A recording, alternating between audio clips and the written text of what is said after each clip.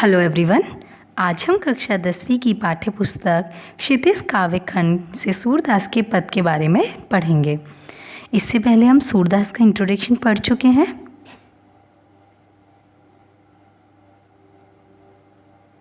सूरदास के पद। सूरदास ने अपने इस पद में उद्धव और गोपियों के संवाद को प्रस्तुत किया है। यहाँ उद्धव कृष्ण का संदेश गोपियों के पास लेकर आते हैं, बट गोपियाँ उसको एक्सेप्ट नहीं करती। तो Uddhav has come to give Krishna's message to the gopis, but गोपियाँ have not accepted of message.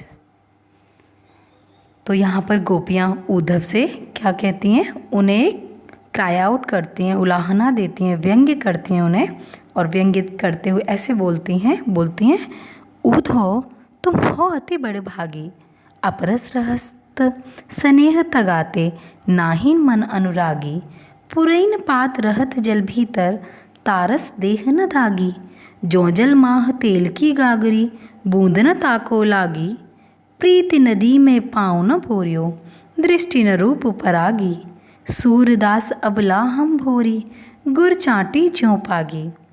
तो यहाँ गोपियाँ उद्धव से कहती हैं कि उद्धव तुम तो बहुत भाग्यशाली हो, अत्यधिक भाग्यशाली हो। भाग्यशाली, बड़भागी मीन्स भाग्यशाली मतलब लक्की। तो गोपियाँ said to Uddhav you are so lucky. अपरस रहत स्नेह तगाते, नाहिन मन अनुरागी। अपरस का मतलब होता है एक तरह से नीरस, जिसमें रस न हो, जिसमें अछूता, अनटचेबल। तो वो बोलती हैं कि अपरस रहत स्नेह तगाते, कि तुम, तगा मतलब धागा हो गया, एक तरह से बाउंड हो गया। तो वो बोलते हैं कि स्नेह मीन्स प्रेम। तो अपरस रहत स्नेह तगाते, तुम कृष्ण के साथ रहते हो। तो Uddhav live with Krishna, but क्या है, उसके बावजूद भी क्या है, तुम्हें कभी उनके प्रेम का असर ही नहीं पड़ा, इफ़ेक्ट नहीं पड़ा उनके लव का। तो क्या बोलती हैं कि तुमने कभी क्या किया, कभी तुम्हें उनका प्रेम टच ही नहीं कर पाया, अनटचेबल रहे हो तुम उनके प्रेम से, और ना ही तुम्हारा मन उनके प्रति अट्रैक्ट हुआ, अनुरागी हुआ है। तो वो बोलती हैं, तो यहाँ पर यही बोलती हैं गोपियाँ said to Uddhav that you are staying with Krishna but you have not love to Krishna, so how can you know about Krishna's love. तो इसीलिए फिर आगे वो बोलती है पुरैन पात रहत जल भीतर, तारस देह न दागी। पुरैन अर्थात जब तुम्हारे पास कृष्ण के प्यार का कोई इफेक्ट नहीं पड़ा, प्रेम का, तो तुम उस कमल के पत्ते की तरह हो। मतलब वो गोपियाँ said to Uddhav you are like lotus leaf. Lotus leaf होता है ना, बहुत चिकना होता है, बहुत ज़्यादा सॉफ्ट भी होता है और शाइनिंग भी होता है, बहुत ज़्यादा चिकना होता है, स्मूथ होता है। तो इसीलिए उस पर क्या होता है, पानी में उसको रहता है, लेकिन उसके बावजूद भी पानी की जो ड्रॉप है, वाटर ड्रॉप, उसको टच नहीं कर पाती है। तो वही वो बोलती हैं कि पुरैन पात रहत जल भीतर, जो कमल का पत्ता है, लोटस लीफ है, वो जल के अंदर रहता है, लेकिन उसके बावजूद भी उसे जो वाटर ड्रॉप है वो क्या कर नहीं सकती, कैन नॉट बी टच। तो तारस देह न दागी, और इसीलिए, और वो क्या है, देह में शरीर, मतलब वही ऐसे ही क्या है, तुम भी क्या रहे हो, उससे अनटचेबल रहे हो, तुम भी उससे, उस पर तुम्हारा बूंद की तरह ही तुम पर उसका कोई इफेक्ट नहीं पड़ा है। तो यहाँ पर क्या किया गया है, Uddhav's behaviour has compare to lotus leaf. तो एक तरह से यहाँ पर कंपेयर किया गया है किससे, लोटस लीफ से, उद्धव के बिहेवियर को।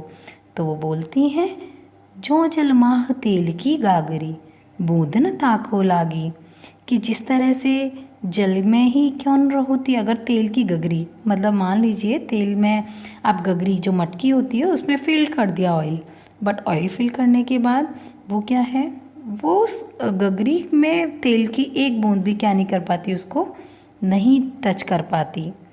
तो वो यही बोलती हैं कि इसीलिए सेम क्या है, वो बोलती हैं जिस तरह तेल की गगरी को जल में भिगोने पर पानी की बूंद उस पर नहीं स्टे कर पाती, उसी प्रकार आप श्री कृष्ण रूपी प्रेम की नदी के साथ रहते हुए भी उसमें भिगोने की बात तो दूर, उसमें क्या नहीं कर सकते, आपकी उस पर एक छींट भी नहीं पड़ पाती। तो आगे वो बोलती है, प्रीति नदी में पाँव न बोरियो, दृष्टि न रूप पर आगी। मतलब आप प्रीति नदी मतलब जो लविंग रिवर है ऑफ कृष्णा, तो कृष्णाज जो लविंग रिवर है उसमें मतलब उस प्रेम की नदी में पैर तो डिप करने की बात दूर है, आप उसकी एक बूंद भी आपको टच नहीं कर पा सकती। मतलब कृष्ण की दृष्टि भी, मतलब आप कृष्ण जो है किसके साथ रह रहे हैं, कृष्ण वो उद्धव जो है is staying with Krishna, but Krishna's love का, कृष्णा का जो लव है वो उन पे इफ़ेक्ट नहीं पड़ा उसका। तो वो क्या बोलते हैं, उनके प्रेम का कोई असर नहीं हो पाया। तो वो यही बोलती हैं, इसीलिए प्रेम की नदी में पैर मत डिप करना, बोना बल्कि क्या है, डुबोना। उसकी दृष्टि न रूप पर आगी, उसकी दृष्टि तुम्हारे ऊपर नहीं पड़ पाएगी, उसकी दृष्टि से तुम मुग्ध नहीं हो पाओगे। सूरदास अबला हम भोरी, वो बोलती हैं, वे कहती हैं कि अतः हम भाग्यशाली नहीं हैं, क्योंकि हम लोग तो श्री कृष्ण के प्रति आकर्षित हैं, अट्रैक्ट हैं। तो गोपियाँ किसके प्रति अट्रैक्ट हैं, श्री कृष्ण। तो उसके फिर क्या बोलती हैं वो, हे उद्धव जी हमारी फिर आगे वो बोलती है, सूरदास अबला हम भोरी, गुर चाटी ज्यों पागी। कि सूरदास जी गोपियों के माध्यम से बताते हैं कि गोपियाँ यहाँ अपने आप को अबला कहती हैं। अबला होता है एक तरह से असहाय, अबला। तो वो बोलती हैं कि हम तो अबला ठहरे, और क्या है, हम भूरी मतलब बहुत भोली। अबला का मतलब है कि हमारे तुम्हारे ये जो नॉलेजफुल जो तुम संदेश मैसेज लेकर आए हो, जो कृष्ण ने तुम्हें भेजा है, उस मैसेज को हम उसे एक्सेप्ट नहीं करेंगे, क्योंकि हम तो अबला हैं, हमारे पर उसका कुछ असर नहीं पड़ेगा। तो वो क्या बोलती हैं कि हम भोली भी हैं, हम इनोसेंट हैं, गोपियाँ क्या हैं, इनोसेंट हैं। तो इसीलिए गुर चाटी ज्यों पागी, वो बोलती हैं कि वह मतलब हम उसी की तरह हैं, हमारी कंडीशन किसकी तरह है, जैसे चींटी होती है ना, चींटी के समान है। तो गोपियाँ कैसी हैं, लाइक चींटी। तो वो कैसी हैं, जैसे गुड़ के प्रति चींटियाँ अट्रैक्ट होती हैं उसी प्रकार, और वह चिपक जाता है, उसी पे ही चिपक जाती हैं। तो वह चाहकर भी अपने को किससे सेपरेट नहीं कर सकती, अलग नहीं कर सकती, कृष्ण से। तो वो यही बोलती हैं, दे can not separate of Krishna. तो गोपियों यहाँ पर क्या बताया गया है कि जो उद्धव है वो कृष्ण का संदेश लेकर आए हैं, मैसेज डिलीवर करना चाहते हैं गोपियों को, बट गोपियाँ उसको एक्सेप्ट नहीं करती हैं, और इसीलिए वो निर्गुण की उपासना की बात करते हैं। वो बोलते हैं कि भक्ति अंदर करो, इंटरनली भक्ति करो।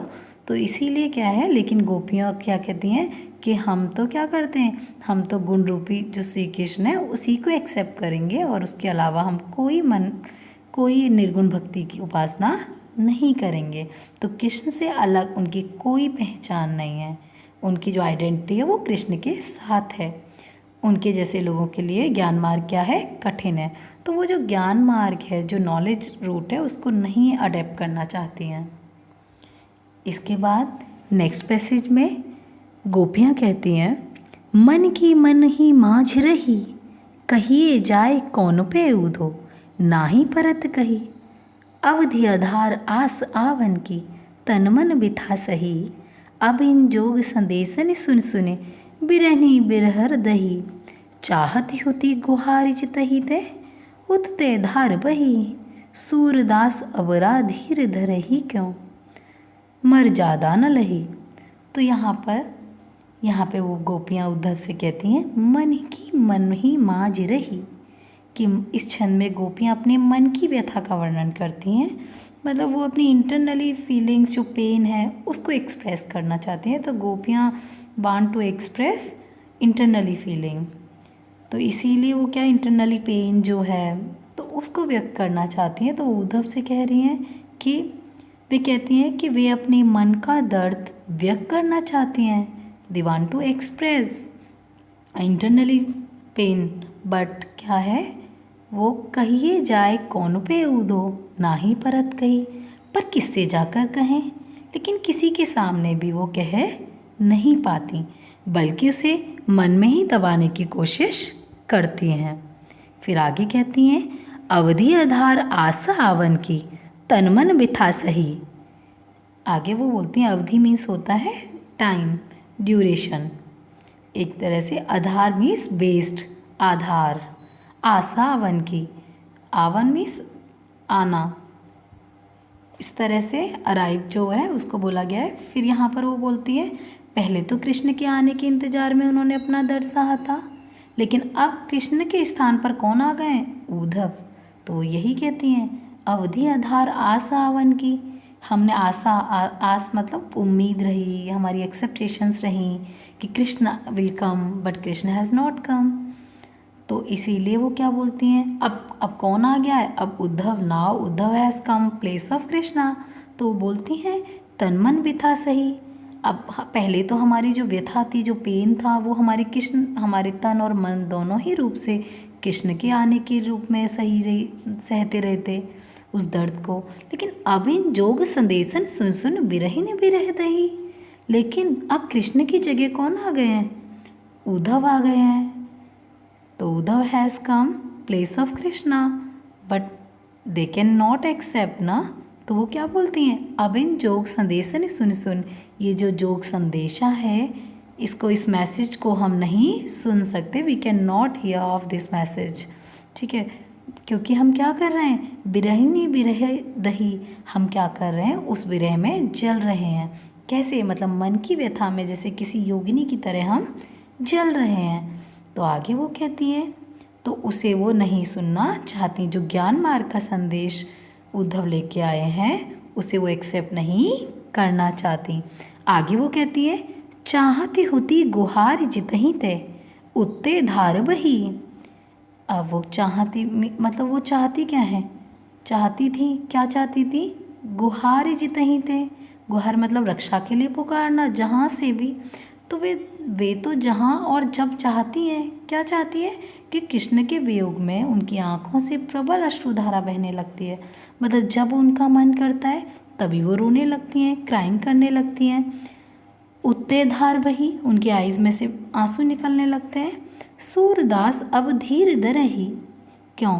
अब सूरदास जी गोपियों के माध्यम से कहते हैं कि गोपियाँ कहती हैं कि जब कृष्ण ने प्रेम की मर्यादा का पालन नहीं किया, मतलब सूरदास अब धीर धरहि क्यों, मर्यादा न लही। मतलब कृष्ण ने ही जब मर्यादा का पालन नहीं किया, तो अब हम पेशेंस क्यों रखें? अब हम में पेशेंस इतने नहीं हैं, हम धैर्य क्यों धारण करें?